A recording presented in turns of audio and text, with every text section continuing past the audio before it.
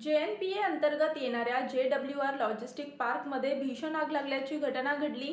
ही आग उरण पाडेघर परिसरात असलेल्या कस्टम गोडाऊन भागात लागल्याची माहिती मिळाली आहे। प्राथमिक माहितीनुसार 1000 डग कार्गोच्या 2 डगना अचानक आग लागली।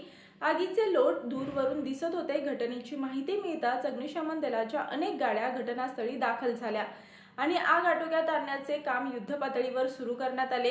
या आगीत मोठ्या प्रमाणात आर्थिक नुकसान झाल्याची शक्यता वर्तवली जाते, मात्र सुदैवाने कोणतीही जीवितहानी झालेली नाहीये, अशी प्राथमिक माहिती प्रशासनाकडून देण्यात आली आहे। आग नेमकी कशामुळे लागली याचे कारण अद्याप स्पष्ट झालेले नसून शॉर्ट सर्किट किंवा अन्य तांत्रिक बिघाड याबाबत तपास सुरू आहे।